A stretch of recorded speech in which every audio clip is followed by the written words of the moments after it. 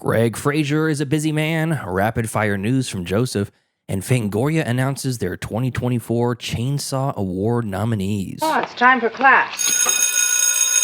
Class is in session! Roll call! Bueller? I'm gonna be late for class. Bueller? Am I hallucinating here? Just what in the hell do you think you're doing? I'm late for class. You are mine now. You belong to me. Did you study for the test? No more complaining. No more Mr. Kimblett to go to the bathroom. Nothing. There is no bathroom. Hello, classmates, and welcome to another episode of Middle Class Film Class. I'm your host for today, Pete. And I'm... Uh-oh. Wait. Eye of the Tyler. Meow. Wow. Okay. Huh? Very good. Great. Wonderful. I'm glad that went over so well. And I'm Joseph. Yeah. And we have a great show for you today. It's any indication of Tyler's intro over there. What was that? I don't know. I was just You didn't trying to spice it up. Trying new stuff. Yeah, Rootin' Tootin' Tyler wasn't didn't do well, so you trying what do you mean it didn't do well? It did fine. A lot of people liked it. People are saying big things. People are out there. Yeah, You know, it's big MAGAs, Proud Boys, what have you. The crowds were going crazy. Yeah, there was no crowd. What?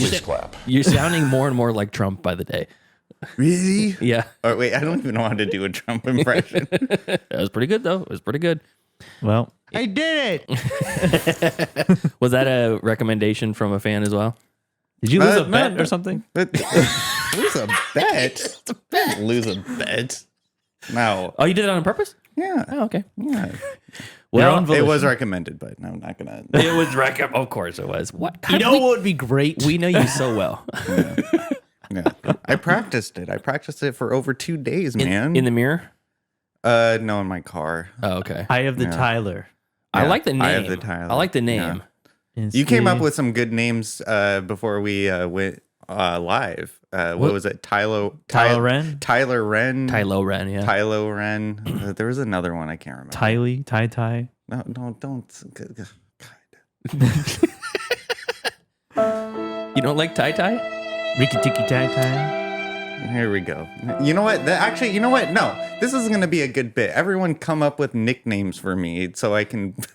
Oh, just for Tyler. Eye of the Tyler's pretty good, though. Yeah, it was. Yeah, that was a good one. I'm not calling you Eye of the Tyler. I'll call you Tyler for short. Okay, that's good. That's good. Yeah. Well, anyways, thank you to everyone joining us on YouTube Live and otherwise, and of course to the OG classmates in podcast land. Angie's loving that nickname, by the way. Oh, yeah.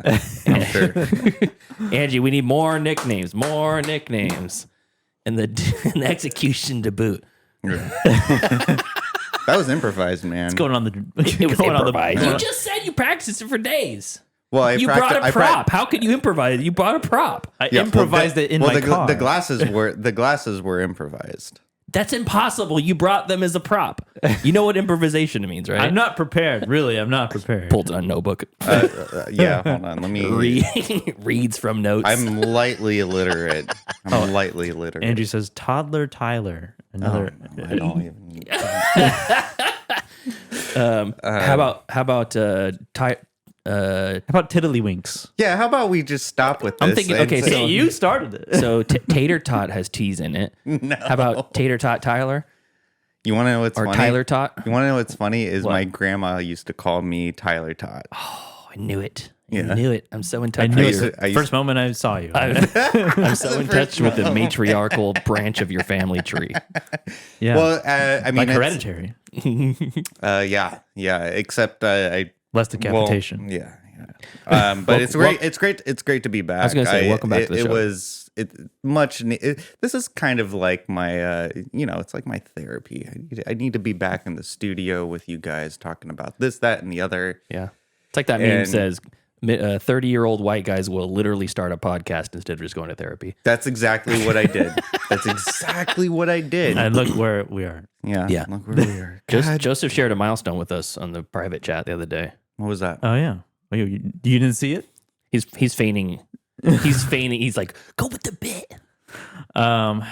We, as of September 17th, this month was our first upload of Your Next. Yeah. In 19. Yeah. God damn, that was so long. 5 years. Half a decade of my life.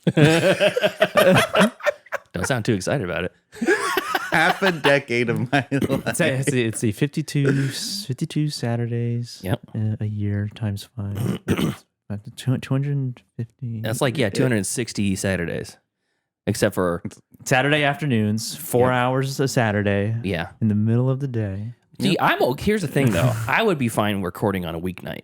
I burn a weeknight all day with that. But Tater Tot Tyler can't do that. So we're all beholden to his... Tyler can't. Mike Tylerson couldn't do it. So here we are on Saturday. You proud of yourself? I mean, am I proud of myself? Come on, look at me as a person. I like Eye of the Tyler, though. I think that's a good one. Yeah, that was a good one. Yeah. What was the other one you had that was the Tylerites? Rootin' Tootin' Tyler? No, for their no, fan the club. The fans. The Noe dolls. Know-it-alls, that's it. Yeah. Know-it-alls. That's pretty good, too. Yeah. What happens when you change your last name, though? You can change your last name? No. He was considering it for a while. Oh. Is it harder to change your last name than it is your first name? Is it? I couldn't tell you. I don't know. I figured it would probably be harder to change your first name. Because that's like who you are on a casual level, too.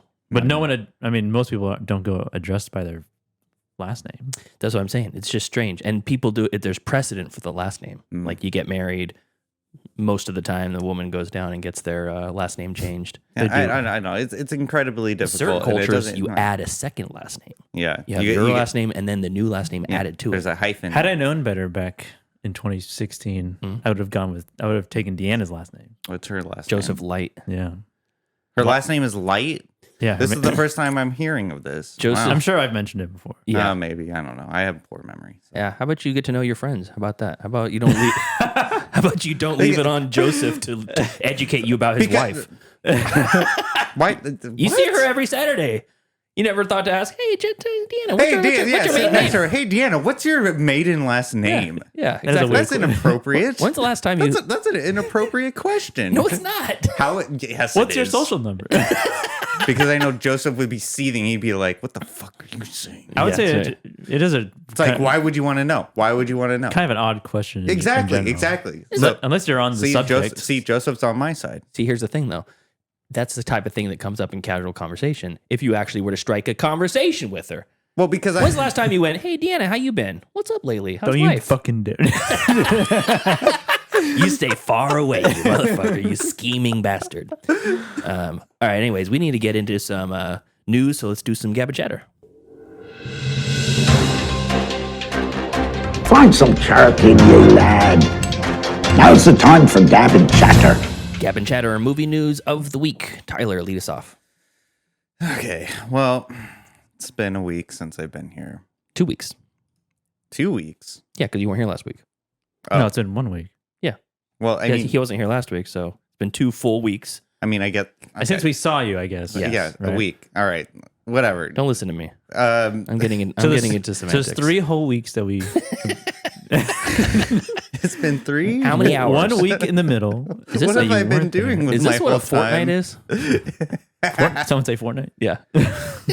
Okay, well, so this is some terrible, terrible news. Okay. The Batman 2. So everyone knows that I loved the Batman with Robert Pattinson, Colin Farrell, and Zoe Kravitz. Jeffrey Wright. Just a star-studded Paul Dano. Yeah, Paul Dano. It's just so great. And we were all on a bated breath on when the Batman 2 is going to come out. Yeah. October 2026 is when it's slated to That's come not out. bad. That's not bad. Yes, it is. It's 2 bad. years. 2 years from now, basically. That's terrible. I want it now. Well, so anyways, My movie and I want it now. this news story is coming off because they're doing a press junket on The Penguin, which is slated to come out this year. I thought it was out. It just released yesterday. It did? Yeah, it Yeah. just dropped yesterday. It's getting great reviews. Oh man, I gotta check that out. I thought it was coming out in October for some reason, Oh, okay. but that just shows you how 2 weeks to prep. That just shows 2 weeks to prep this. That just shows how much of the finger I have on the pulse. Yeah. On the world of media. Yeah. Well, so HBO's The Batman spinoff, The Penguin, aired last night. Oh, well.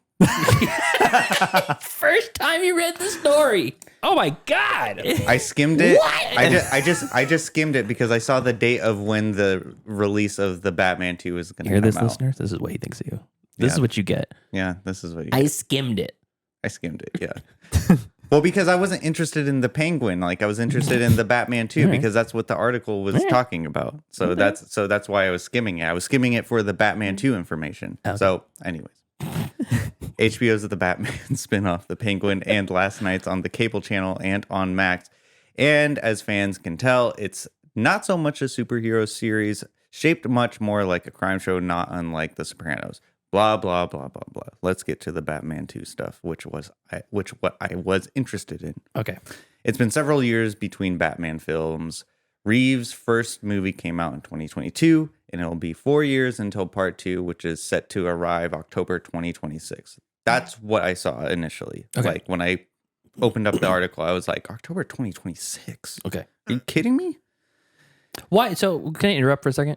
Go ahead. Why is it a bad thing that he takes his time on a movie? Well, because there's been a lot of time since the production of the first The Batman to where we are currently right now.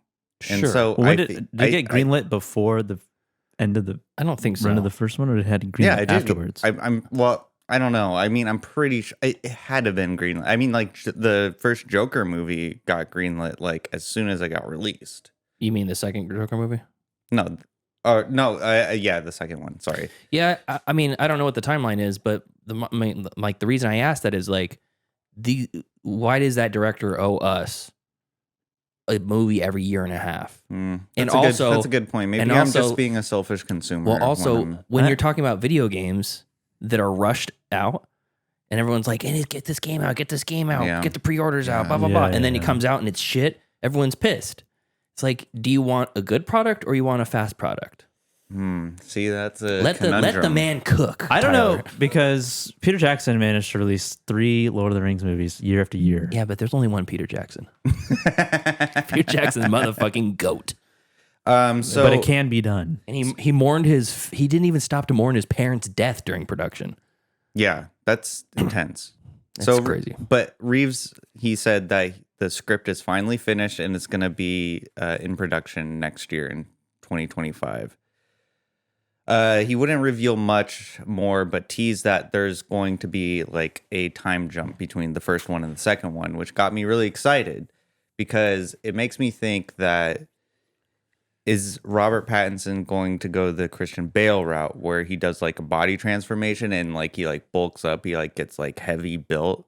Because that's what I'm thinking. I think that's the direction that they're going with Reeves' Batman series is that the because first movie the first one, youngster, right? The first one is it's not his first year, it's his second year. Yeah, second year in the suit. So he's still he was still trying to figure stuff out. I thought that was a really fun concept for a Batman movie that we haven't seen because every Batman movie we have seen, I mean, I guess in the like Dark Knight series. Yeah, Batman Begins like, but they didn't show him like being like clumsy. Like in, I think one scene in particular. Yeah, they did. Kind of like before he gets the suit and he just looks like a home burglar. Yeah. Like a SWAT team member. And he goes to Gordon and he jumps and he like injures himself. Yeah, he falls off the side of the building. He's like, I need to get a paraglider. I need to put it in my backpack. So there's a little bit of struggle. I mean, I guess, but like, I feel like it was more pontificated in the Batman series that he was just like this like weirdo young person. Unlike Christian Bale, where he went to like the Himalayas, like Tibet. goes to the mountains, the mountains of Tibet to train with the League of Shadows. With the Robert Pattinson Batman, you are going into the movie thinking, oh, this is just some rich kid who learned martial arts from his butler, and now Alfred. Alfred. Who is that canon? I mean, I don't know. I mean, Alfred is canonically a badass. Yeah, he is. He's like undercover freak. Yeah, I wouldn't characterize him as a freak, but Freak of nature. Canonically, Alfred is like a badass, and so So the second movie is going to be flash forward. Now he's a established billionaire. He's an adult. He's already a billionaire. Yeah, but I mean, he's like out in the public eye, like in Dark Knight. Yeah, exactly. Is Matt Reeves just copying Christopher Nolan? No, I don't. I don't It's think a Batman movie. I mean, I don't think. He's, First off, it's a Batman movie. Second of all, maybe a trilogy.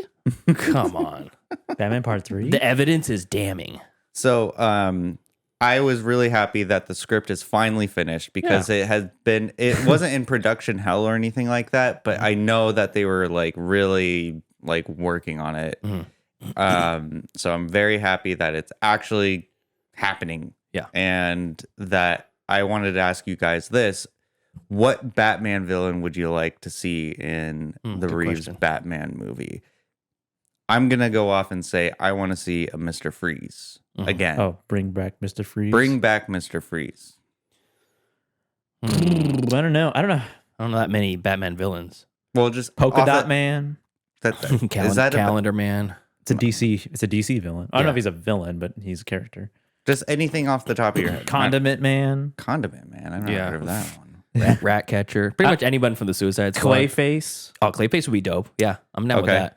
Yeah, that was actually floated online with people theorizing who the next villain was going to be, and everyone said Clayface because with the realism of the Batman that is being portrayed, Clayface could be like this disfigured man who like works in like the sewers. I think or like the croc guy. They've had this character, this villain, in as a cameo, I think in both movies, in like Batman Begins and in the Batman.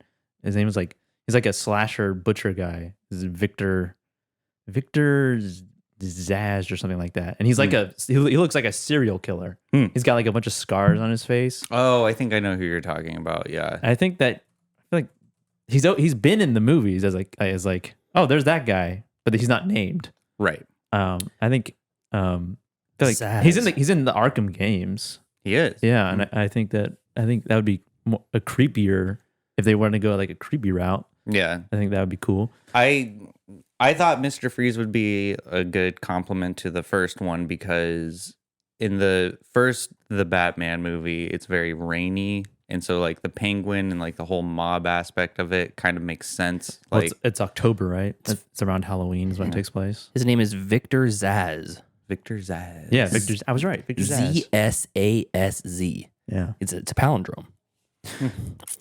What about the headline of your story? Yeah, you didn't even mention Greig Fraser.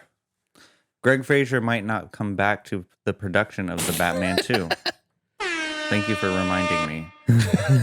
Because he's what made That's all I give a fuck about this is bring back Greig Fraser. He better come back. He's a busy man. I know he is. I don't know if he's also gonna be on. Maybe he's busy with Dune Messiah. I don't know. I was gonna say he's just got too many. He's lined up. Yeah, he's an incredible DP, and I hope he comes back. But there's no confirmation that he's coming back. Yeah, it's too early right now. Sort of related. I saw this I think it was like a Twitter post of the because they used the volume in lieu of like a green screen for like the big cityscapes in the Batman.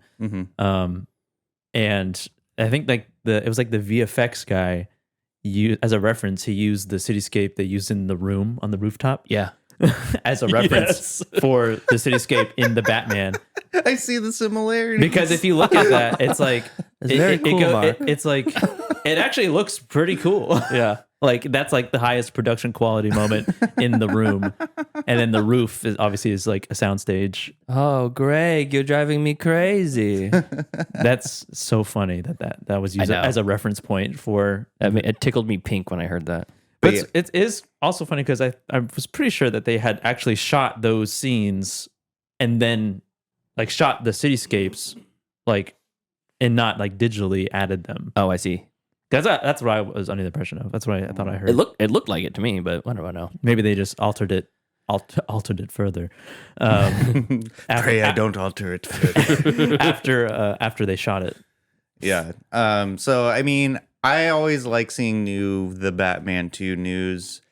I was not happy that it's coming out in 2026. I don't even know if I'm going to be alive in 2026. Who knows? Are we going to be alive in 2026 of October? I hope so. We had a very similar type of story back when the Batman was being in production, because oh my God, we were talking. We did. I remember the beginning of COVID, and then we were all bummed that it had halted production after shooting 30% of the movie. And then Robert Pattinson got the 19 as well.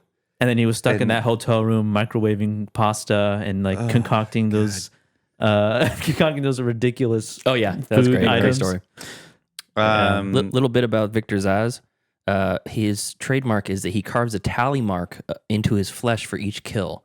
And he has special tallies for big kills that are across his face, the big vertical ones across his face. So I think that'd be cool. It's pretty sadistic. That would be pretty cool. Yeah, he's in the Arkham Asylum games too. Yeah, the Batman wasn't rated R, right? No. I think it was. Was it? I don't know. I thought Thumb drive. Maybe it was PG-13. Nope. PG-13. Okay. No, we need an R-rated Batman movie. We need a Batman where Batman goes down on the first date. Yeah. I completely agree with that. So anyways, I mean, that's my only news story. But Pete, you didn't even answer my question, though. I said Clayface. Oh. I said Clayface. I agreed. He said Clayface. I agreed. Oh, so you're just picking it back off him. Yeah, Okay. I think it's the best choice. All right.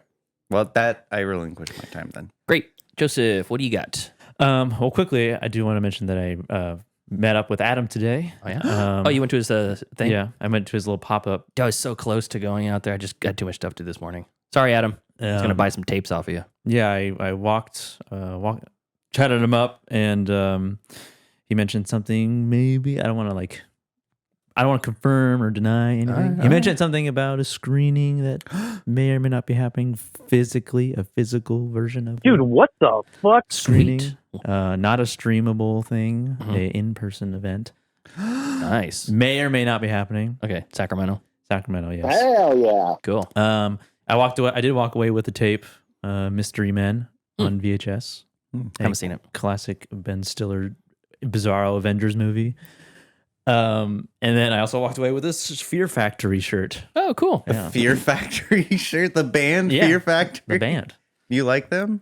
I do now. I was like, well, I'll just put them on the car so I won't be a poser. That's funny. They're pretty good. They got something like 90s industrial metal. All right. I think they had they did a cover of Here in My Car. Yeah, I listened to that on the way over. Oh, it's dope. Cars, yeah. Here in my car. Safe all alone. Yeah. Or something like that. Speaking to you if you open my door in cars. Yeah, exactly. So yeah, good to see him. Oh, I still got Rust Cole up there. You might want to kill that. Oh. Oh wait, I'm still Rust. Yeah. Still Rust. Hold on, I mean, let's Time's a flat circle. Yeah, fix let's that real get rid of quick. there. Yeah, the Rust. Whoops. Whoopsie. Where are you? Right there. There you are. There he is. Hey, cool. As far as the actual news stories, just got a few stories here. I'm just gonna go through real quickly. Machine gun us. Read a little bit. So Emil Hirsch, we talked about him a lot back in the early days of the podcast as well. We were hung up on his name, Emil.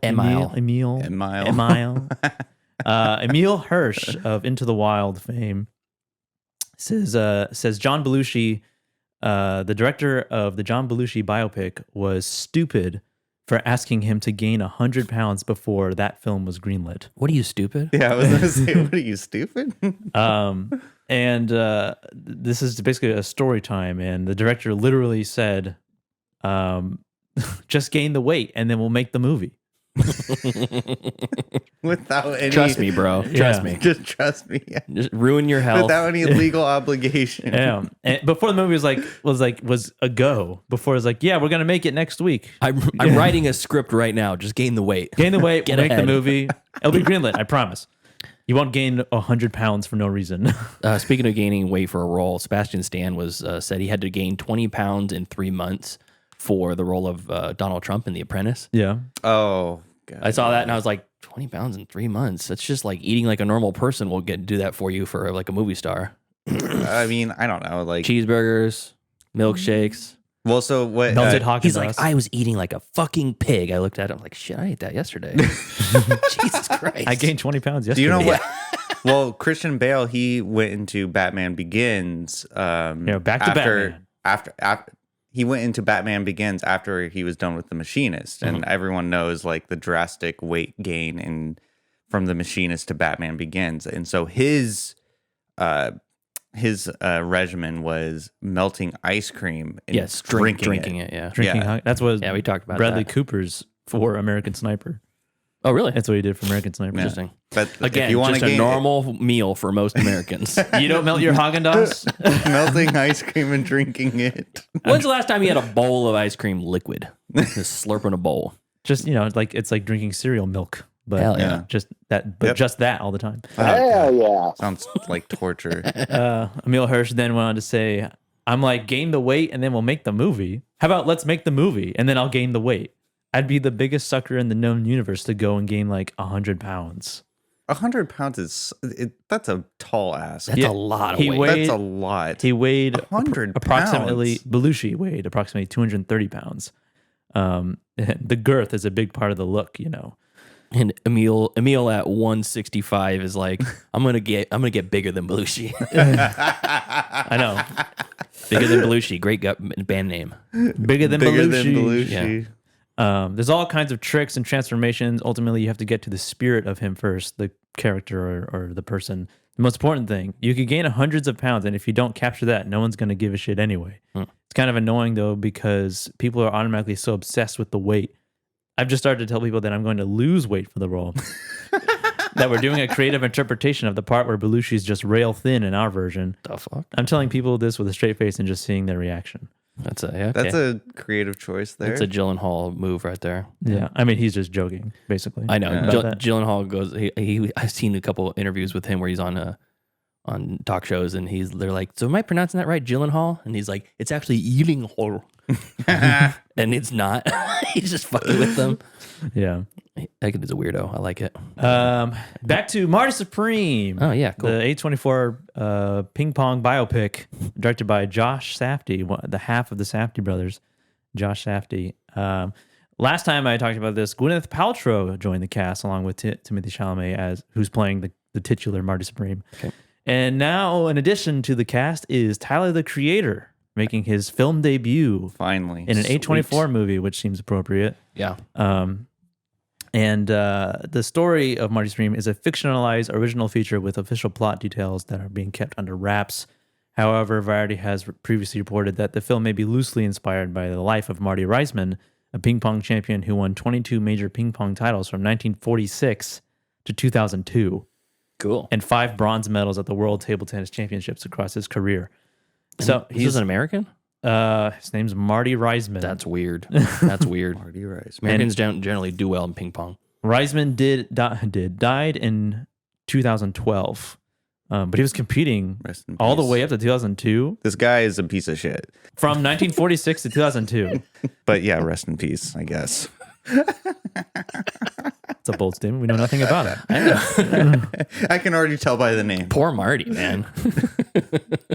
But yeah, it will be Josh Safdie's first film since Uncut Gems. Chalamet was previously rumored to be starring in Safdie's yet untitled Netflix film co-written with his brother, Benny Safdie. Adam Settler was set to be the lead alongside Megan Thee Stallion, with the film taking place in the world of sports memorabilia. Oh, interesting. So kind of like Uncut Gems with Yeah. sports stars in it. Well, what's Tyler the Creator's involvement? Like, what? He's an actor. He's an actor in He's it? going to be an actor. That's literally what I said. He's cast in the movie. Yeah, he's sorry, making. I wasn't paying attention. He's making his film debut. Because when you said film debut, I was thinking because he was supposed to direct a movie coinciding with his release of Wolf in his film Wolf. And there's actually a trailer for that said film, but it Wolf. never They happened. made the trailer, but they never released the movie. Now they have Wolves with Brad Pitt and George Clooney. Yeah. Yeah, Like bookshelves. I guess so. Woofs. So when I heard what, It's a wolf. It's a when- werewolf. Shouldn't it be wolves? Yeah. wolves, Wolves. Yeah. wolves, Maybe it's their last name. Yeah, Yeah. it could be. I don't know. Maybe they're brothers. But I'm glad because like like a lot of the music videos that Tyler the Creator has been in, for his music, he has directed himself. Like, he had a big hand in his music videos. Well, he had the Loiter Squad and a bunch of stuff on Adult Swim that was like kind of like sketch prank comedy shows type of stuff. Kind of, yeah. But it's kind of like a Gen X, or no, not Gen X. I don't even know what the generations are anymore. Like a millennial, a Gen Z jackass. That's what Loiter Squad I thought was. Although Gen Z wasn't really, I don't know if they were old enough to be watching that stuff when it was that. I don't know. Anyway, so yeah, Tyler the Creator joining the cast of this Josh Safdie movie. And then quickly, just I won't comment on it. We talked about AI a lot on the show and how bad it is in the creative world. But now it's against the law in California to use AI to replace an actor. Yeah. So big win. Nice. Love it. Big win. AI continues to get worse and worse every time I hear about it. In what way? Just taking jobs. Yeah. And I know Is it really taking jobs, though? Yeah, it is. Yes, it is. It is? Brianna's lost work because of AI already. Seriously? Yeah. We've had this discussion many times. On the show and outside the show, too.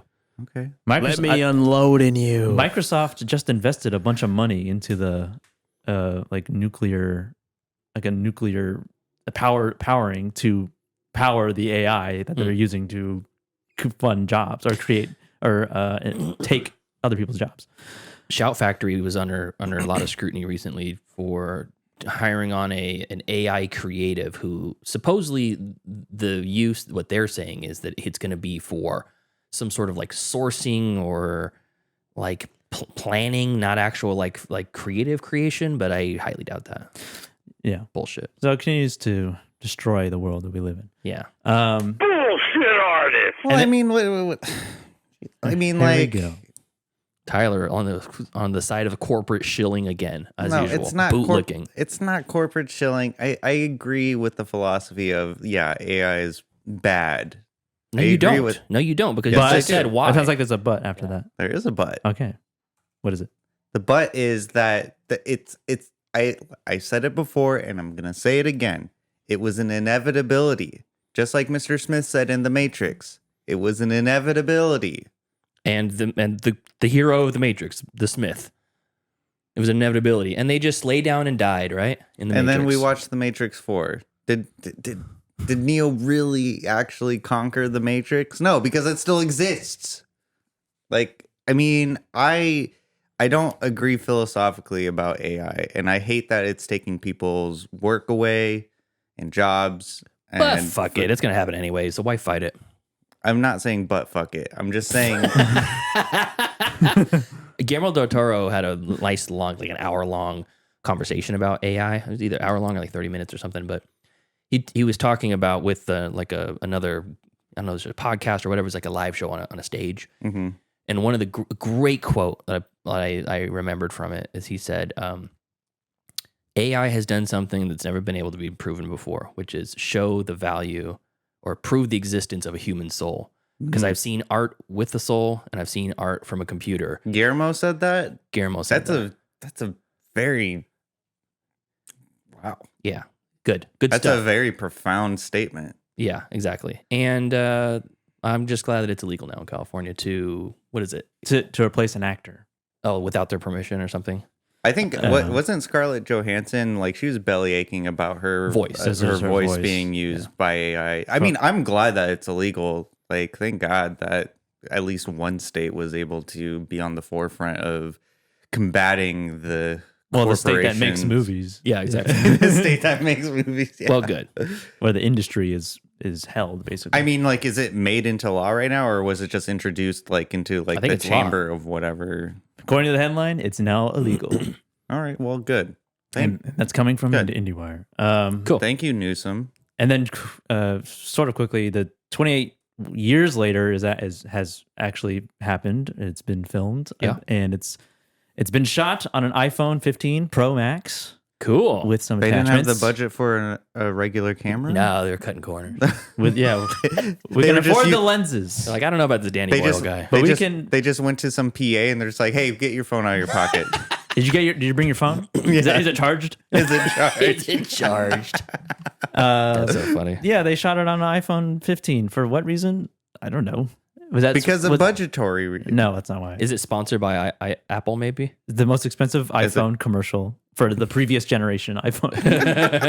Now that the 16 is out, I saw that and I was like, "Is that supposed to be enticing to me? Is that a selling point?" it's interesting at the very least. It would be interesting. It caught my attention. It would be interesting if it was 2010. Yeah, A 2010 iPhone? No, if it was the year 2010. Oh. I still think it would be great if they were to use the Nokia brick phone as the or camera if they use the different not iPhone, which can shoot. It can shoot log. It can shoot ProRes, I think, with some attachments, and then it can shoot up to 4K. And I'm sure they can download an app and it can upscale it to something else. Mm-hmm. Then you can also look at Instagram.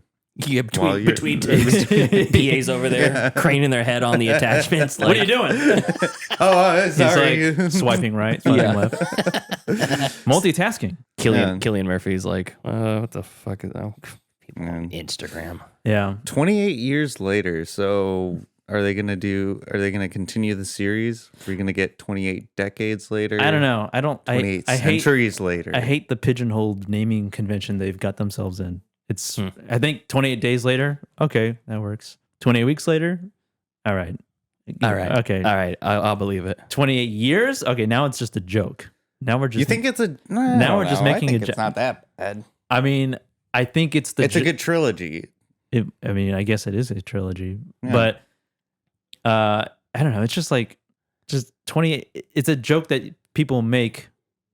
Like, what's the next one going to be? 28 decades later, 28 centuries later, and then it is that. Or they do 28 minutes later. 28. Like they should have done 28 months, 28 years, 28 decades, 28 centuries. Well, if it's 28 decades, 280 years in the future, it would be like Jason X, where the zombies are in space. Yeah, that's what I was thinking. And then 28 Jason centuries, X. they would be fully living in space. Yeah. 28 eons. 280 years, we will all be in space. Earth will be a No, I won't. distant memory. I refuse to go to space. I will never go to space. I will die on this godforsaken rock. Wow. You ain't going to. Well, you got no choice. You are going to die in this round. Yeah. I ain't got no choice. But yeah, I don't know. I think I just feel like they could have done something else. I like the fun naming conventions of series. Like they have Now You See Me, and then they did Now You See Me 2, but they should have been Now You Don't. Now you see me, now you don't. Yeah, it should have been that. Yeah. Now then- you don't see me. Yeah. And then Ready or Not is coming out with the sequel. They had the opportunity to do Here I Come. And they did, and they chose That would not be a good and they title. chose not to. No. Ready or not, subtitle, Here I Come. Yeah, exactly. Because Beetlejuice is Beetlejuice. Stupid name. Fucking great. And the third one, when the third one happens, Guess what? You would never guess what the next one's going to be called. I'm that dickhead that when someone says, I went and saw Beetlejuice 2, I'm like, oh, I heard that movie. Heard Beetlejuice. Is that what you're talking about? Beetlejuice? Yeah. It's like those word puzzles you see where it's like, it's like, it's a play on words, but it's like the word one is next to a bunch of, it was a word next to many. Uh-huh. It's like one too many. You know what I mean? Uh-huh. I don't know. By Beetlejuice Cube, Beetlejuice Zero. We're going to go to the cube. Well, the third one, they're going to just summon him. That's what it is. Yeah. Isn't that the premise of the movies anyway? That's the thing, though. Anyways. Yeah. You good? No, yeah, I am good. No, I'm not good. I'm not good. I'm not good. 28 years later. But AI is illegal now in the state of California. We're going back to this. We're going back So to it's this. 28 years later. 28 years later. So what year is it? The first one was... What year is it? Wasn't 28 days later in like... 02. Okay. So it would be 2030. So it'd be Okay. slightly set in the future. Yeah, I mean... Are we still in London or England? That's London is gone now. Yeah, it's done. Yeah, it's dead. It's gone. It's sunk into the ocean. It burned up. Now, in 28 weeks later, or months later, or whatever it was. It's weeks. 28 days, weeks, It's days, weeks, and years. days, Yeah. weeks, and years. They should have gone. Why didn't they do months? Well, Weird. because It's only 2 years. Yeah, it is. Cillian Murphy aged up since then. I don't know. I'm gonna watch it. I don't care. I love Danny. I think Danny Boyle's probably one of the most underrated, currently active directors today. Oscar-winning Danny Boyle. Well, when people talk about like great directors, he never gets talked about. No, because He's got a fucking fantastic catalog. Because his height of mainstream popularity was Slumdog Millionaire. That's right. Was it? That's I mean, that's what he won for, right? Yeah. Yeah, he got. It was it all- fucking swept the Oscars. Yeah. Swept the Oscars. It was like. But I mean, just literally just go down and take your pick from his catalog and you're probably going to find a banger. You know, I watched Trance from him a few years back and was like, what is this? Never heard of it before. What the hell is this? Killer movie. Great twist. Danny Boyle. He's from London. Mm-hmm. As you might imagine. Yeah. Yeah. Anyway. Good? Yep. Okay, it's cool. So my news stories, I'm going to talk about the Fangoria Awards. And I thought that this had just came out, but apparently what they do is they do a halfway point in the season. So the Oscars, the cutoff is January. Right, has to have Is it January? has to have a theatrical release within the year of the prior year. Before January? Yeah, before January. Oh, yeah. And then the next, and it's like calendar year start, you're in the next Oscars. That's why January is considered the dumping ground for movies. Yeah. You get these The Oscar baity movies. No, that's December. January is the shit show movies that did not make it into the Oscars. Oh, so those get released, and you're like, oh, this is a February release. Yike! My President's Day. first couple My movies. President's Day. First couple movies I saw in theater this year were pretty rough. Wasn't that was it President's Day? Founders Day. Founders Day. Founders Day. Ugh. So for the Fangoria Awards, what they do, and this is sorry, it's not the Fangoria Awards, it's the Chainsaw Awards by Fangoria. Yeah, so Presented by Fangoria. correct. And what they do is they cut it right down the middle of the year. So it goes from January of 2020 or July of 2023 till June of 2024. So everything that's released the last half of this year is going to be on next year's awards. So I'm going to read the nominees, and if we've seen enough of them, maybe we can figure out who we think is going to win in each category. I'm going to skip achievements in nonfiction because I haven't heard any of those. Best cinematography: The First Omen, I Saw the TV Glow, In a Violent Nature, Infinity Pool, and Poor Things. Infinity Pool? That came out like 2 years ago. Didn't It's on Poor this Things year. come out It's on like this a year. couple of years ago, too? That came out last year. But It did? it already went through the awards. Infinity Pool 2023. It must have been the very beginning of 2023. I feel like it came out almost 2 years ago. Let's see. I'm afraid it's been January almost 2023. 2 years. Oh yeah, so it was the very beginning of. Mm-hmm. Yeah, interesting. So, anyways, it's in the running. So, Infinity Pool, Poor Things, Violent Nature, In a Violent Nature, I Saw the TV Glow with The First Woman. What do you think? For best cinematography? Cinematography. What do you think? Poor Things. Think so? If Poor Things is in that category, I was gonna say Violent Nature, but Poor Things won like an Academy or was nominated at the It won. Academy. It won a bunch. It won a bunch. Yeah, Yeah, I mean, It's- I think that's pretty good. kind of unfair. It's I feel like more set design and costume design for that. I'm going to go with The First Omen. No. Okay. No. They're wrong. Okay. That's my choice. Tyler hasn't seen it. I don't care if it's wrong. No, I have not. So moving on. Best costume design: First Omen, Immaculate, Late Night with the Devil, Lisa Frankenstein, or Poor Things. Poor Things. That's absolutely Poor Things for sure. Best creature effects: Evil Dead Rise, Five Nights at Freddy's, Infested, The Last Voyage of the Demeter, or Megan. I've only seen a few of those. Not Megan. Not Megan. Just a child. A simple child. What were the Evil Dead Rise, Five Nights at Freddy's, Infested, Last Voyage of the Demeter, or Megan. Best creature effects. I feel like Demeter, but I haven't seen it. But I'm gonna go with Evil Dead Rise. There's some pretty good there's creature effects. more than one. There's more than just the mom, right? Isn't Yeah, that- there's the kids turn at some point, and there's some definite some very good practical stuff there. Yeah. So that's going to be my pick. Evil Dead Rise. Best director: Brandon Cronenberg for Infinity Pool, Lee Cronin for Evil Dead Rise, Danny and Michael Philippou for Talk to Me, Damien Rugna for When Evil Lurks, and Arkasha Stevenson for The First Omen. That's a good one. For directing, I think Directing. the Philippou's did good. Philippou's, it was their debut, Mhm. They did good. feature debut. They're pretty good. Cronenberg, I'm going to go Cronenberg. I would say if it was Possessor, I would say Cronenberg, definitely. Yeah. All right. Well, But Infinity Pool, I mean, yeah. yeah. What do you think? Still Infinity Pool? Yeah, Cronenberg. Okay, Cronenberg. Best first feature: The Angry Black Girl and Her Monster, Birth Rebirth, It Lives Inside, Skinamarink, or Stop Motion. The Philippines aren't in that? I know. That's what I said. What the fuck? What the fuck? That seems like a big swing and a miss. Say them again? Stop Motion, Skinamarink, It Lives Inside, Birth Rebirth, and The Angry Black Girl and Her Monster. I've seen Skinamarink and one other one, but Birth Rebirth? no. Stop Motion? Yes. Yeah. And I didn't like it. I'm going to go with Birth Rebirth. I wasn't a huge fan of it, but I can see why people really love it. It's the concepts are great and it's executed pretty well. Yeah, I don't know. Okay. Skinamarink, boldest directing. Yeah, most divided audience. Yeah. Skinamarink. All right. Best international movie: The Coffee Table, Exuma, Infested, Huesera the Bone Woman, or When Evil Lurks. I've only seen When Evil Lurks, so that one. I think that is gonna take it. It's pretty fantastic. I've heard so many mixed things about The Coffee Table. Really? Yeah, me too. Yeah. I don't know anything about it. I have no idea what the plot is. Nothing. But it was terrible, but I also heard it was great, so I don't know what to believe. It lit up cinematics.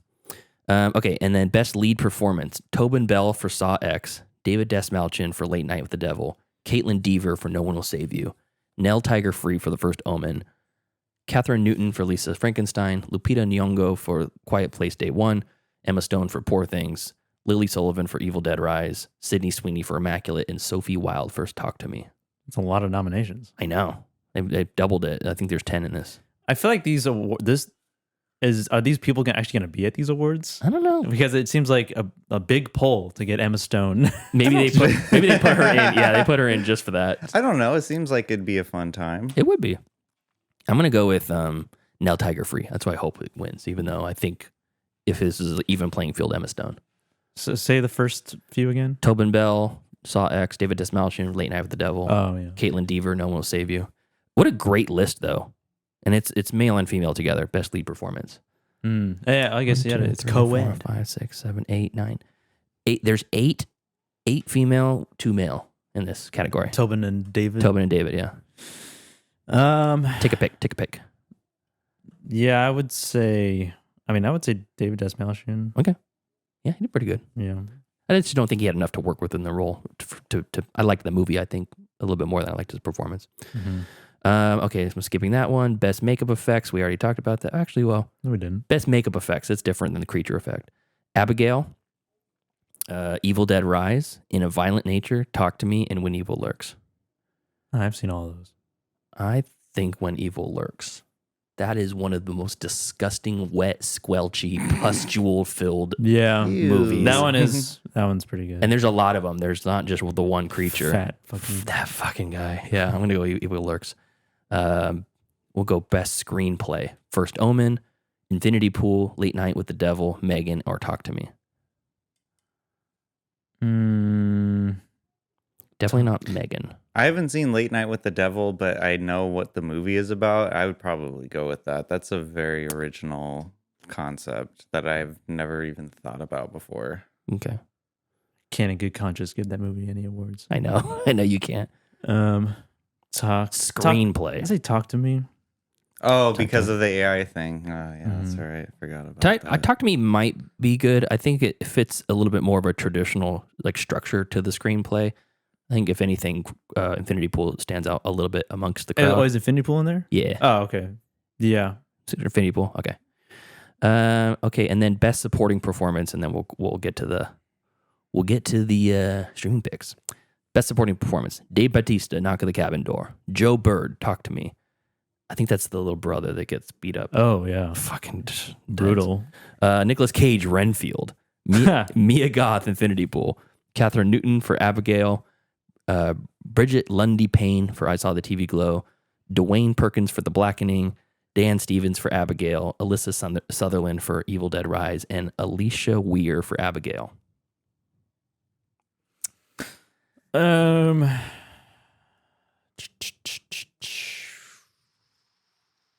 That's a tough one. Dave Bautista, Joe Bird, Nick Cage. I'm gonna go Nick Cage. I know it's stupid. It's like he's the name on the list. I like Bautista's character in Knock at the Cabin. Yeah. I just loved Cage doing basically what's his name? He was. I mean, yeah, he was. Bela Lugosi's Dracula, Yeah, but through a modern lens.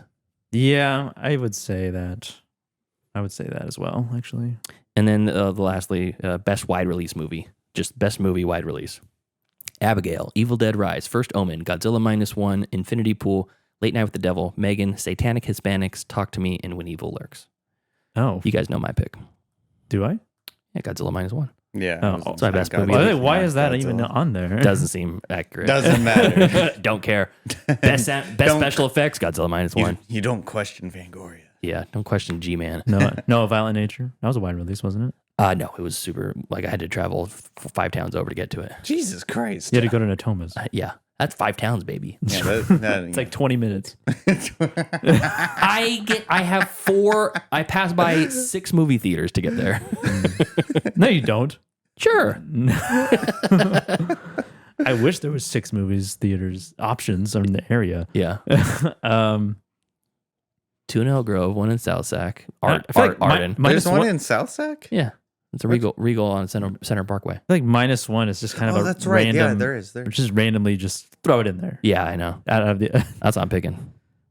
say it again. Besides -1. Abigail, Evil Dead Rise, First Omen, Godzilla, Infinity Pool, Late Night with the Devil, Megan, Satanic Hispanics, Talk to Me, and When Evil Lurks.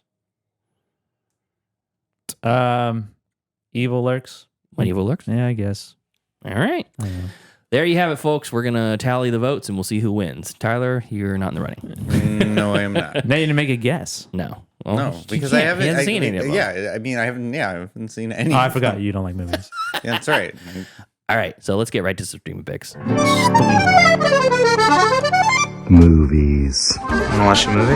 Yes, I do. Disney Plus. Oh, HBO Max. If I don't get the pick, show's over. I have grown accustomed to Hulu Plus. Amazon Prime. I like Netflix. You found the Streaming picks. Movies that we watch on our streaming services this week that you can watch too. Joseph or Tyler, lead us off. Okay, I'm gonna start off with an anti-streaming pick that I watched. All right. And so this movie is called. It was released in 2012. It's called The Conspiracy. The Conspiracy? Yeah. Oh. Conspiracy. It's a conspiracy? Conspiracy. Conspiracy. It's the actual word conspiracy. The conspiracy. Yeah, The Conspiracy. Okay. It's a faux documentary about conspiracy theories that takes a horrific turn after the filmmakers uncover an ancient and dangerous secret society. Okay. I picked it out based on this is streaming for free with ads on YouTube, and I picked it out because the poster looked pretty cool. I thought, wow, this is gonna be a. Tyler, get on that mic. I thought this was gonna be a like a ghost story or something like that. Okay. It is not, and it starts out very cringe, very, very cringe. Okay. It has a very terrible CGI recreation of the 9/11 attacks, Okay. and it made me laugh. So this is hard. post 9/11. Post 9/11. Okay. It standing at 6.2 out of 10 on IMDb, which had me floored. Because it is a very cringy movie. It has the subject matter of 9/11. Yes, there it is. 9/11, but it's about this. So the movie starts out with this kind of crazy guy who lives in an apartment which he has no business affording in New York, and he has a bunch of like newspaper clippings and stuff. And so these documentary filmmakers, they are interviewing him because they see him out on the street, like over by like Wall Street, because he's touting about like 9/11 was inside job. Like there's this, secret society, whatever. And so the intent is like, they're going to film him and try to solidify his legitimacy with his theories. Okay. Now the turn is that one of the documentary crew starts finding a pattern with what he was saying out on the street with his like megaphone. Okay. And so he becomes obsessed with it, and they're filming it all the whole time. And you said that this is a mockumentary? Yeah, it's like it's a fake documentary. Yeah, it's like a faux documentary. So it's all scripted.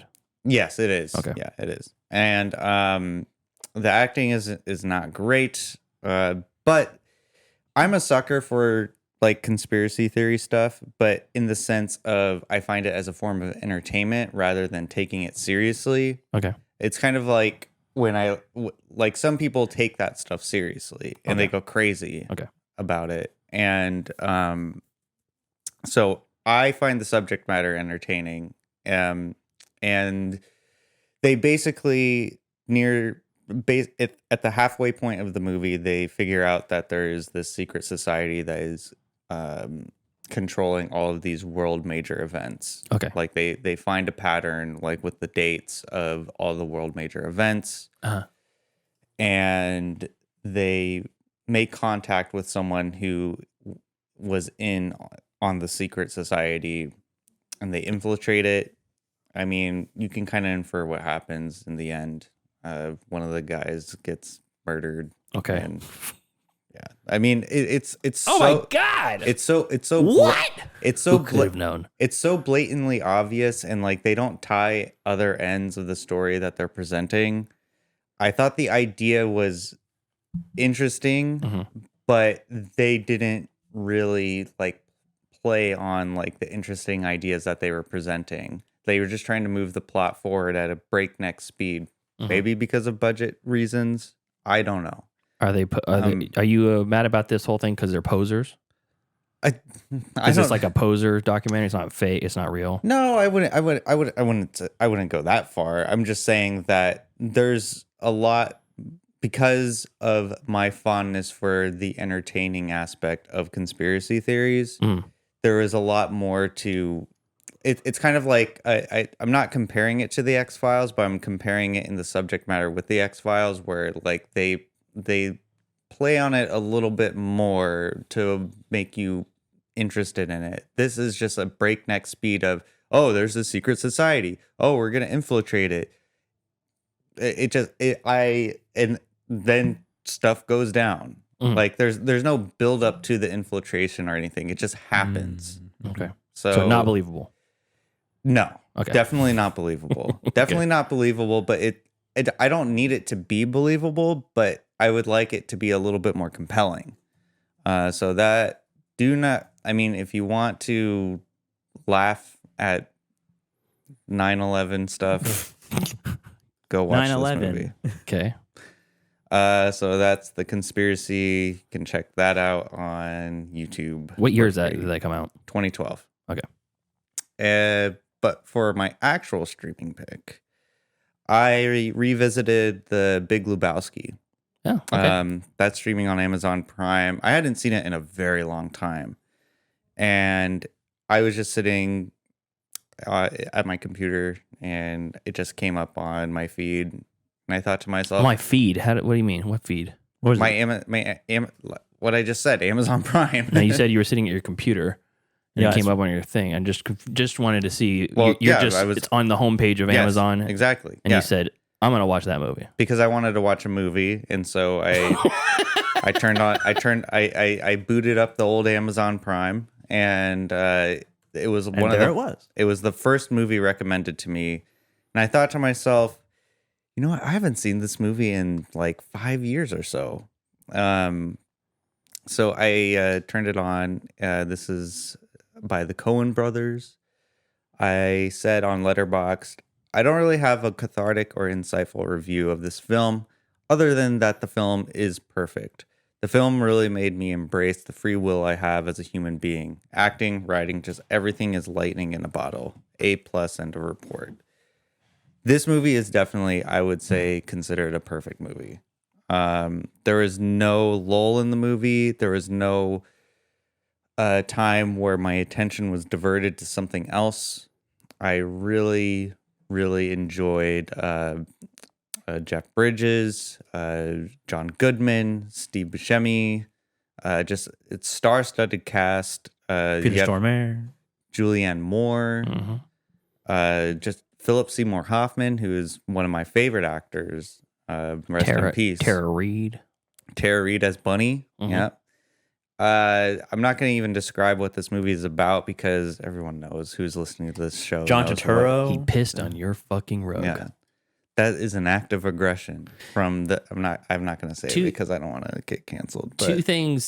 Two things about that movie that I love that I've seen mentioned online is that almost all of the stuff that the dude says is mentioned by a different character earlier in the movie.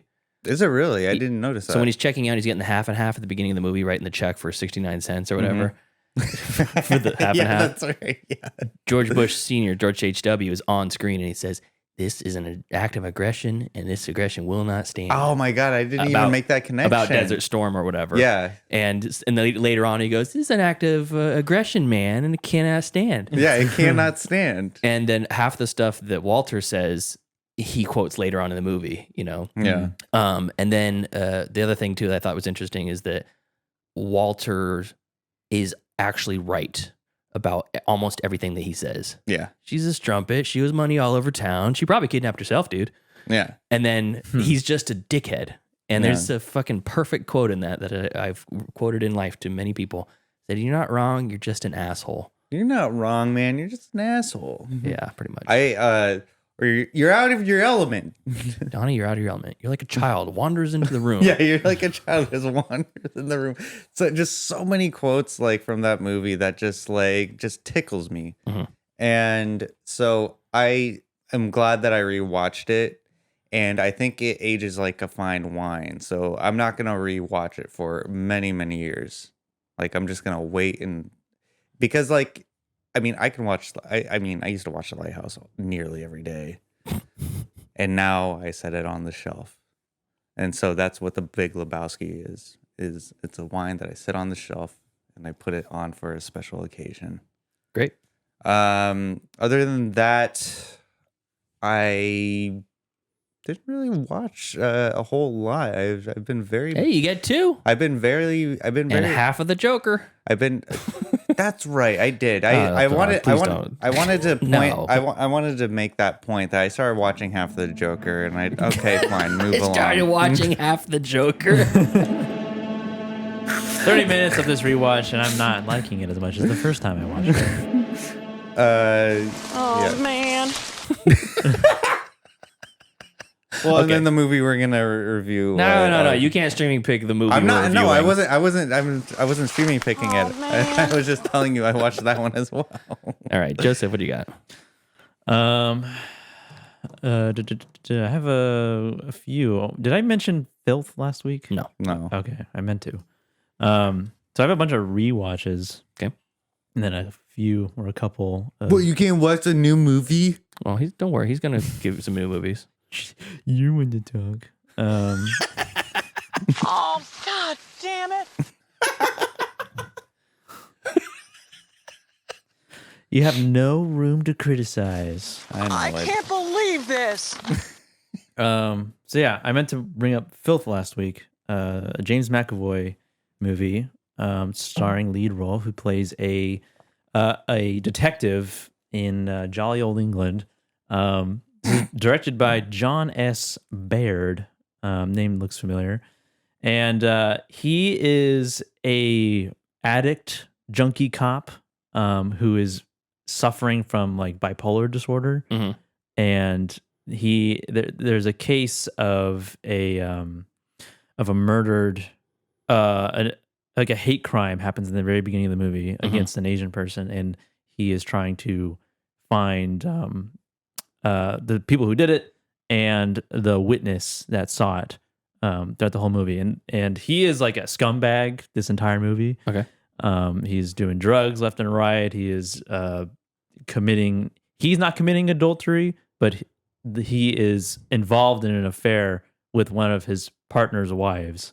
Oh, interesting. Or one of his co-detectives. So it's like True Detective. Yeah, kind of. Just like it, actually. Yeah.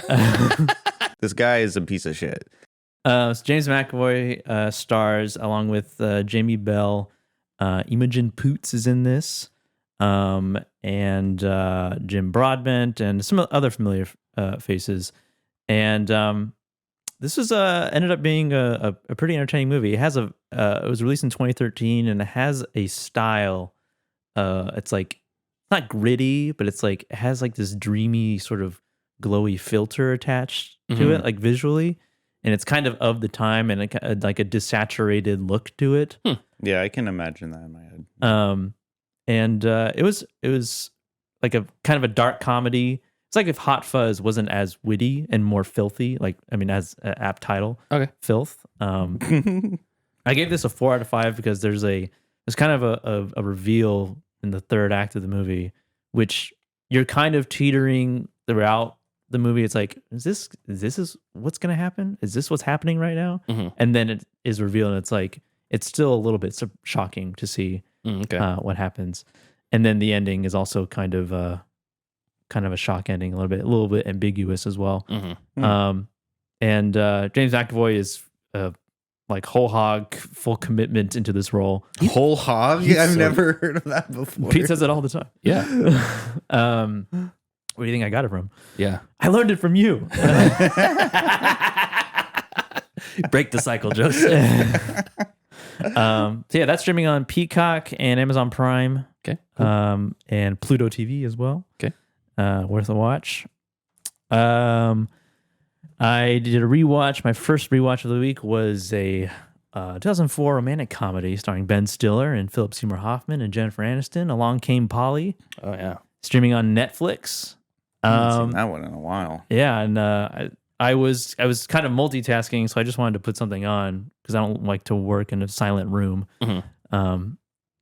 So and I've seen it before, but not in a long time. And so I watched it, rewatched it, and it still kind of holds up in terms of the comedy. Philip Seymour Hoffman is hilarious. So fucking in this good. movie. Let it rain. Aren't you the guy from Crocodile Tears? Yeah. He's like a former child actor who was in one movie and he gets recognized like once in a while. And Ben Stiller plays he works for an insurance company, and the subplot of this movie is that he's trying to insure like the owner of this company, who is a daredevil, basically. It's like Richard Branson stand-in. He's base jumping, he's swimming with sharks, he's doing all this. He's an uninsurable person. Yeah, very dangerous. And so Ben Stiller is a risk analyst and is trying to get this man insured. Yeah. And that's the B plot of the movie. And Polly, the Polly part of the story is they went to school together, and after Ben Stiller gets married to Deborah Messing on their honeymoon, and she cheats on him with Ruben, with Apu from The Simpsons. Yeah. I can't remember that guy's name. Hank Azaria. He goes back home, and they're not divorced, but they're very much separated. And she stayed back on the honeymoon island they went to with the scuba diver. Is that Hank Azaria? Yeah, it's Hank Azaria. Really? Yeah. I don't remember him in it. He's only in the beginning. I can remember his voice though. You must be happy like a hippo. Yeah. And so he's like kind of on the rebound. He runs into Polly, and Along Came Polly. Yeah, pretty much. And he's got IBS. They eat a lot of ethnic food, and there's a whole toilet shitting scene, and he clogs the toilet with a towel. Classic. And that's 2004 comedy for you. Yep. But yeah, it's a fun, silly rom-com, and it's entertaining. John Hamburg wrote and directed this. I don't even know that person. Yeah, John Hamm. Oh, John Hamm. John Hamm. Yep, that's that one. And then I went from rewatch Big Daddy. Nice. I've seen that many times at this point. Somebody get a Happy Meal. One of my favorite lines from that movie. We all know what Big Daddy is. Yeah. And it's streaming on Netflix as well. Starring Cole Sprouse. Cole and Dylan Sprouse. Yep. And I rewatched Sleepy Hollow. Oh, hell yeah. Tim Burton's Sleepy Hollow, streaming on Amazon. Halloween is here. And honestly, it's like, I feel like it's Burton's peak. I was just going to say it's in my top 3 Burtons. Big Fish, Sleepy Hollow, and Mars Attacks. Yeah, that's really yeah. Those are my top 3 for him. Yeah, Sleepy Hollow is very gruesome. It's like I feel like it's the most gruesome of his movies, next to Sweeney Todd. Sweeney Todd's definitely bloodier. Yeah, just because of the nature of Sweeney Todd. But Sleepy Hollow is definitely like creepier. I would say so. Yeah, arguably, probably one of the most disturbing scenes in that movie is Christopher Walken getting his flesh back. Oh, when he gets the head back, Yeah, and it's that just was- it's like the reverse Raiders of the Lost Ark scene when where faces are melting off. melting off. That's so funny. It's like the reverse version of that, and with more modern CGI, and it looks good. Like that movie came out in 1999, and that scene, like, it holds up. It looks, Dude, it looks 99 good. was such a great year for film. I swear. Yeah, our old pal John, I can't remember his last name, from 1999, the podcast, co-hosted the show for a week. Oh yeah, we were both gone. Yeah, Right. Yeah, it was him and Eric. Yeah. Rewatched the Silent Hill movie from 2006. Ooh, And nice. Probably one of the best video game movie adaptations. Silent Hill. Hell yeah. Because it's Love it. Even without the game, without the lore of the game, it's still a very fucking creepy movie. Yeah. And one of the only movies where everyone else dies and Sean Bean lives. That's great. I didn't even think about that. Streaming on Hulu and Tubi. It's a really effective, creepy I like the scene horror where movie. the person gets their skin twisted off. Yeah. Yeah. You're like, oh, And shit. the barbed wire church scene. Yeah. Her tit gets turned and just. Basically the same subplot to Paranorman. Mm-hmm. Yeah, the tortured soul is wreaking havoc on the whole town. Yeah, because the one girl was essentially bullied for not having a father, and then she gets burned alive. That's the dumbest thing you could bully someone for. You don't have a dad? Oh, look at the orphan. He's What a stupid. loser. I never understood that stereotype. Yeah. She gets burned, and then she's basically taking vengeance upon the town, and it's like a purgatory. It seems like It's what it feels like, yeah. because they die. I mean, spoiler alert. Mhm. What? They die along with the cop, and then they're like in this stuck zone where it's like all just foggy all the time, and then the tornado sirens go off. Yeah, that's similar to the suck zone. Yeah, the dead zone. And then a new watch for me, although I've seen part of this a long time ago. Zack Snyder's Dawn of the Dead. Oh, yes. I love that movie. So good. Streaming on Peacock. Starring Sarah Polley, Ving Rhames, Jake Weber, Mekhi Phifer, Ty Burrell of Modern Family fame now. Actually. He played a totally opposite character in this movie. He's like a scumbag, almost like he looks like he'd be a coke addict character. Michael Berry, familiar faces, and it has a very gritty kind of 28 Days Later type of look to it. Mm-hmm. And it's a remake, obviously. All these people go to the mall to hold up and take shelter. Take shelter, and after the zombie virus takes over the world, kind of opening scene of the woman's daughter becoming infected first, attacking the dad. Her whole family gets killed right at the get-go. That scene is shown in 40-Year-Old Virgin in the store. Oh yeah, it is. Yeah. I think that maybe that's where I saw it. The 40-year-old Through virgin. 40-Year-Old Virgin. And all good movies are seen that way. Yeah, it's a very gritty, entertaining movie. Like one of the least CG'd movies directed by Zack Snyder. Yeah. Least amount of slow motion. I don't think there is even any slow motion. No, there in that isn't. movie. No, it's very fast paced. If you're gonna compare it to 28 Days Later, I feel like 28 Days Later should be taken seriously, while Dawn of the Dead is more of like a fun, like you go to like a haunted house. It's like, a popcorn movie. Yeah, popcorn Zombie movie. It's fun. It's a fun concept. I mean, it's after this movie that there was also a bunch of like video games that were like Dead Rising or Dead Island, where it's like you hold up in one spot and like the mall is the place to be. Left 4 Dead. Because it's a large space with a lot of amenities, a food court and stuff, and a Gap. I don't know. But yeah, there's a lot you can do with the plot. And depending on the state you're in that situation, like a sword store and a bullet store, and get some ammo or weapons. And this stuff. ain't some middle of the mall shit. This is a real sword. Yeah, if it's the Mall of America, then there's you're slides, you roller can go on a coasters. ride, water park. Yeah. But yeah, Dawn of the Dead, very entertaining. Cool. Streaming on Peacock, All right. and then I also watched a movie that you're probably going to bring up. Yeah, you want to talk about it? In relation to our movie of the week. Yeah, we got recommended to watch. You want to go to the 3? Project Grizzly. Yeah, Bruce recommended this to us. Old movies himself. He said, if you're gonna watch Grizzly Man, you gotta watch Project Grizzly. It's basically the antithesis of it. Where Project Grizzly or Grizzly Man is about a real life activist who spends time out in the wilderness with these grizzly bears. And Project Grizzly is about an insane northern Canadian guy who's like from a character from Letterkenny that is building a bear-proof attack suit. He spends like decades of his life and like hundreds of thousands of dollars to build various versions of this attack suit that he actually goes inside and wants to go accost a bear in and see if he can survive a bear attack. Yeah.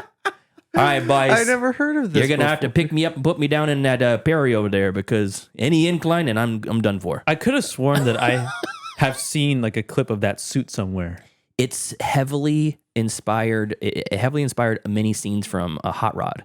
Oh, okay. Because there's this part in Hot Rod where he's turning all the tricks and he's trying to get a bunch of like quick money and he goes to like he wraps himself up with mattresses and stuff and they swing a refrigerator at him and it hits him. Yeah, they do the same thing in this except for it's like a log, a full felled log. He takes the log in the face. There's at one point.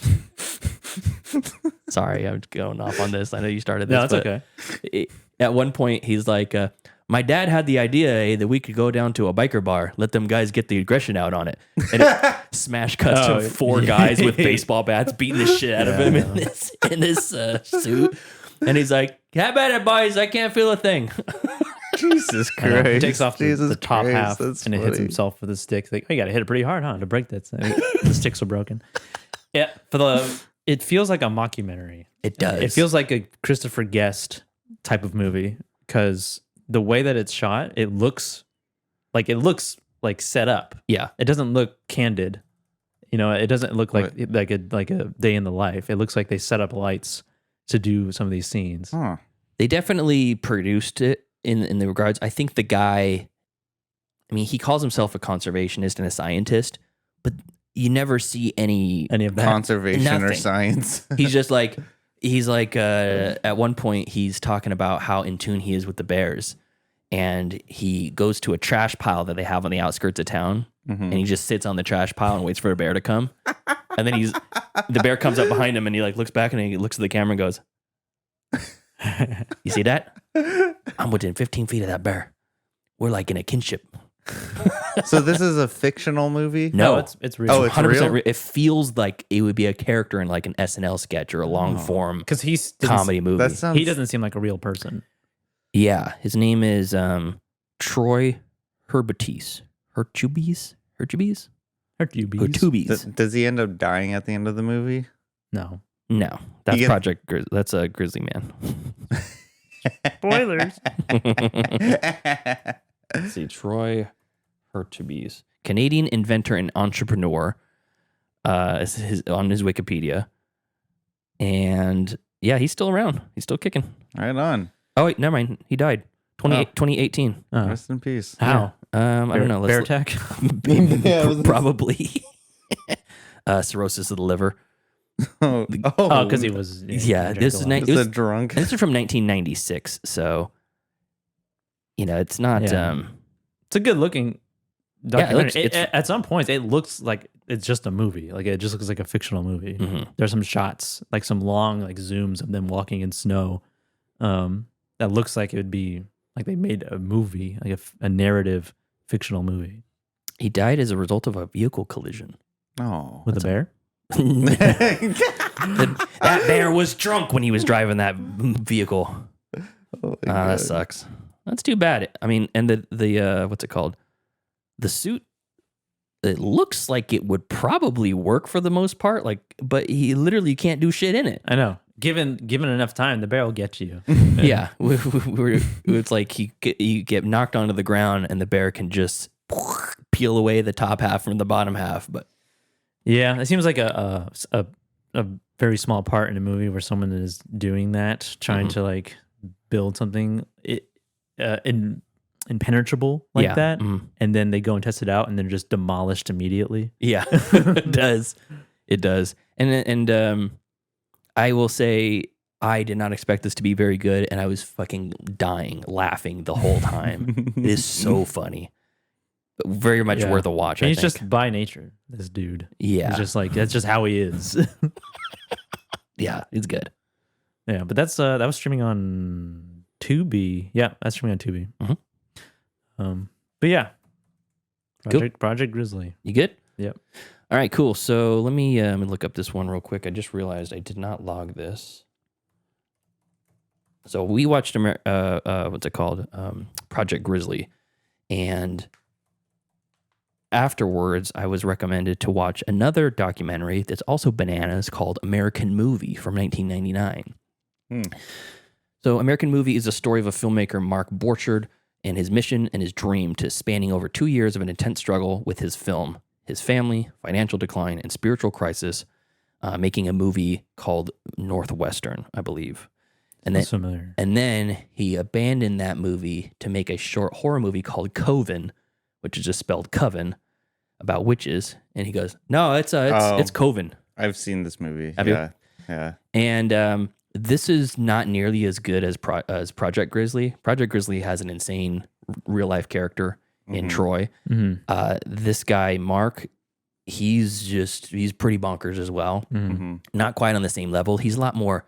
If you can believe it, he's even more delusional than the guy building the bear suit. Yeah, I mean, yeah, those Fully delusional. Those two guys they're just weirdos. Yeah, and then he has really weird guys. And then he has his friend Mike Shank, who is an absolute like Horatio Sands Saturday Night Live character. And he's they're trying to make this movie, and to his credit, he does it. He goes out and he makes the movies. He's been making little short movies in his backyard with his friends since he was 10 years old. He's in outside of Milwaukee.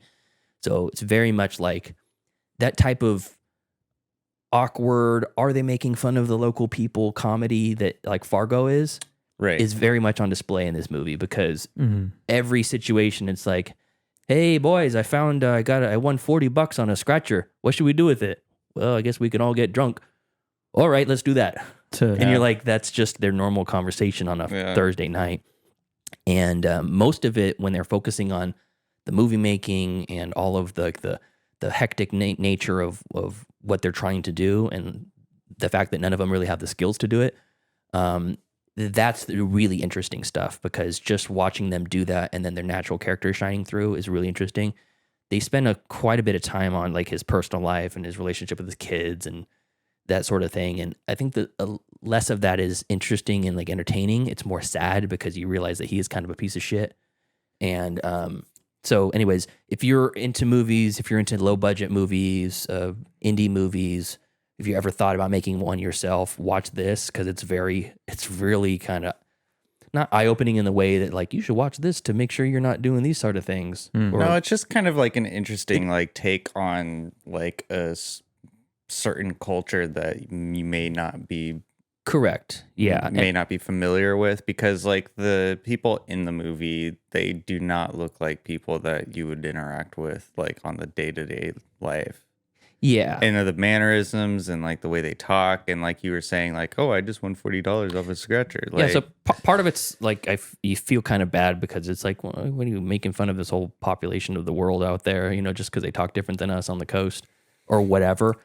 But that's really not it. That is just that's the flavor of the meal. The actual substance of the meal is that they don't know what the fuck they're doing, and they're just trying. He's talking about delusions of grandeur, like how this could be my break into Hollywood, and it's like it ain't anywhere near that. Like he goes to his friend and goes, "Mark, you watch a lot of movies, right?" And he's like, "Yeah, I suppose I watch a fair amount of movies." He goes, "So you know about the cinematography, shot composition, things like that. You know what Dutch angle is?" He goes, I could work camera." He goes, "All right, you're going to be the DP. Let's go." And it's like that's the process for the movie. Oh man, I haven't seen this movie I don't speak in ages. Exactly. Third most. That's what I said. So this is streaming on Amazon Prime, Roku, and Tubi. Worth a watch. American Movie from 1999. I've seen these dudes before. Yeah. I've probably seen clips from this movie. I've seen the poster. And the guy, Mark Borchardt, he actually made it into a few movies. Like he was in Cabin Fever 2 or something. Right? Like Cabin Fever 2, The One, the Jet Li movie. He was in the faith-based movie. So he never made it, but at least he'd been into some, actual projects. So he's got 4 upcoming projects. He's not somebody you want to root for, in my opinion. Probably not. Yeah, doesn't seem like a great guy. I'm not going to spend much time on it, but while my cousin Jeremy was in town, I showed him Miami Connection. Oh, nice. He loves bad movies, and I said, if you've never seen this, you gotta. It's so delightful, and it's streaming everywhere now. So go back and listen to our previous episode on Miami Connection. It's streaming on Fandor, Freevee, Hoopla, Plex, and Roku right now. Yeah, such a lightning in a bottle movie. 2 independent, really weird, off the beaten path movies that I watched that are more weird than good, but I think they're worth giving a shot if it sounds like it's up your alley. First one's called Manfish. Manfish. All one word, Manfish, 2022. This is British of some sort. It's British. It's either like Ireland, Great British, England, Scotland, somewhere around there. It's across one of the islands. It's in the wet, like overcast nature all the time, and it's like it takes place in like off a small fishing village on a coast. Okay, and it's streaming on AMC Plus, Hoopla, Distro TV, and Shudder and Roku. Distro TV. I'm just gonna read the plot. When a humanoid sea creature washes up in Terry's bleak life, they quickly develop feelings for each other. Splash. But can man love fish? And will Terry's older criminal brother get his hands on the creature before Terry can decide how he feels? So it's Splash. Kind of. Except for the creature is like a guy in a fish suit. Like he's got like a leather, like alien sort of creature garb. Yeah. But the head is like the green fish head with like big black eyes on the top, and like is it practical? Practical. It's like a rubber mask and like rubber fish hands. It's not like old Greg. That's so funny. No, it's like he looks like a SpongeBob like side character. Like it's a fish head on like a humanoid body. Okay. Oh. And he doesn't speak English, the fish man. And he breathed out. I guess he's hybrid. I don't know. And he breathed out of water. So the movie's really fucking bananas. It's really bonkers. So, if you're looking for something goofy that Manfish, yeah, from 2022. And if you it's super weird. Manfish. But yeah, so check that out. Only 501 people have viewed it on Letterboxd. So it's 500. It only has 176 ratings. Yeah, it's super small. And it's actually, for such a small production, it's pretty good. Okay. The next one is from 2018. It's called Dead Detectives, like detectives, but Sounds familiar. Dead Detectives. Dead Detectives. And this is another really interesting one. It's got 2,400 views logged on Letterboxd from 2018. Mm-hmm. A team of reality TV paranormal investigators go to Mexico's most haunted house in the pursuit of better ratings. However, when the true dark secrets of the mansion begin to reveal themselves, the hapless team quickly discovers that this house is no hoax. With zero genuine ghost hunting experience, they have to figure out how to stop the ghosts and escape the house with their lives. Stop the ghosts from doing what? From killing them. Ghosts can kill people? No. In Dead Detectives, they can. Oh my God. So this is pretty much like the plot of Deadstream. Oh, okay. Except for instead of one guy doing it himself on like handy cams and like, whatever, it's a group of people. Yo, what's up, Bruce?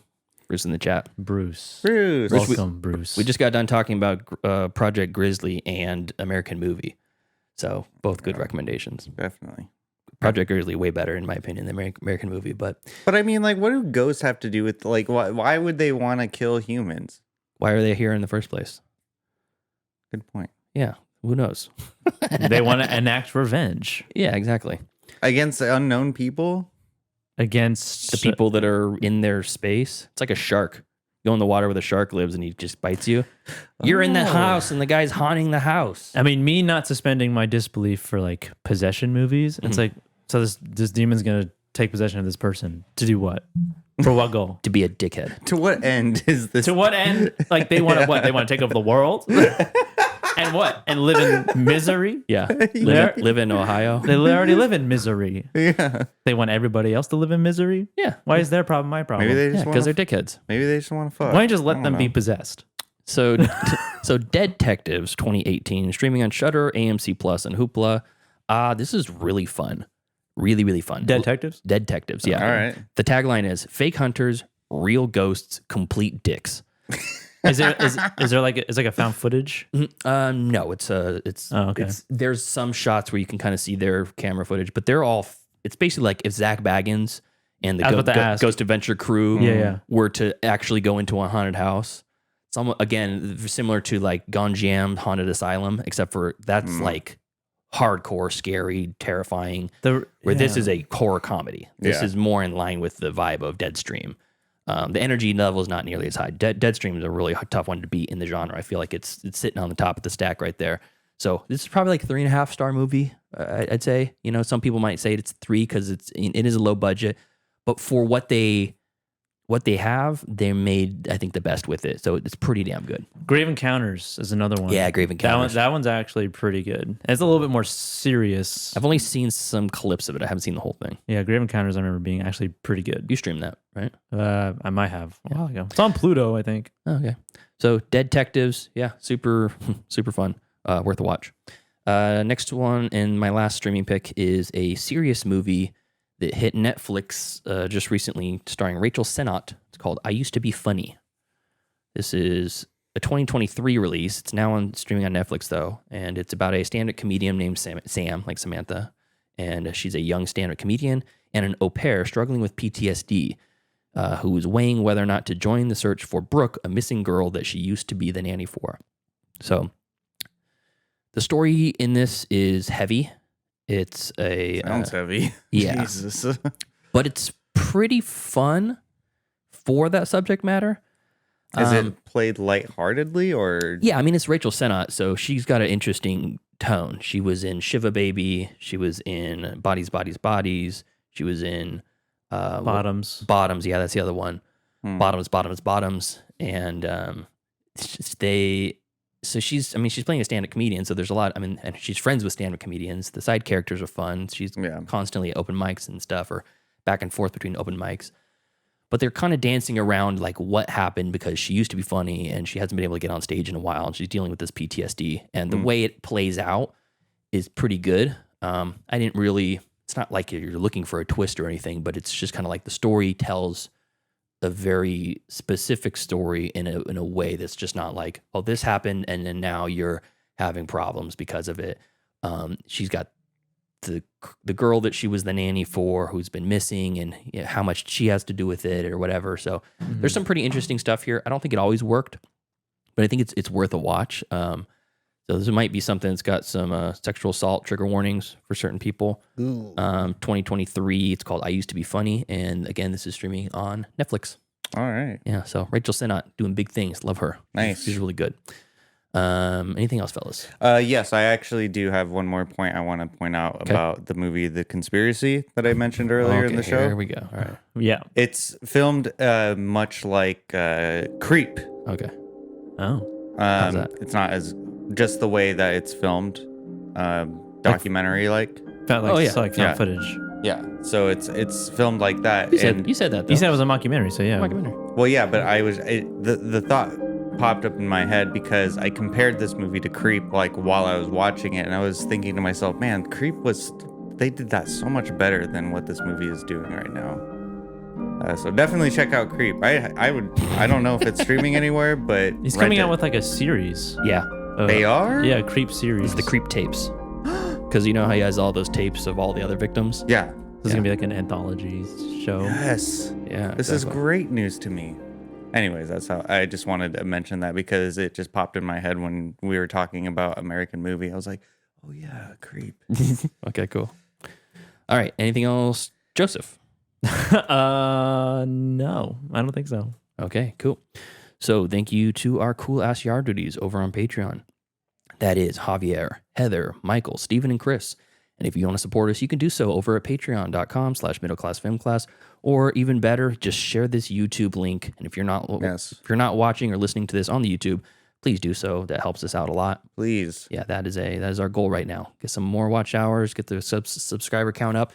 And again, since we're talking about that, we're going to be doing a giveaway here pretty soon with a bunch of this stuff, some physical media here, some Steelbooks, some 4Ks, some Blu-rays, box set of the Planet of the Apes trilogy, the Matt Reeves trilogy. and some mystery grab bags, which are 3 mystery DVDs for runners up. So I'm going to start putting some posts out there and setting up the rules here pretty soon. So just follow us on Twitter. We'll give these socials here in a second. Until next time. Thank you for joining us as we gab and chatter. Follow us in a few minutes if you're on the stream, and a few days if you're watching this later, as we review Grizzly Man from listener Dallas. Follow us on Facebook, facebook.com/middleclassfilmclass, and send us an email, mcfcpodcast@gmail.com. And follow us on Instagram at Middle Class Film Class. And please, please, please reach out to us on our voicemail at 209-730-6010. And follow us on Twitter at Podcast MCFC, and on TikTok at Middle Class Film Class. All right, guys. We'll see you next time. See ya. See ya. I am the Tyler. Meow. Class dismissed. I gotta get out of here. The bell doesn't dismiss you. I dismiss you. You're free to go. See you next week. See you later. That's a wrap. Great show.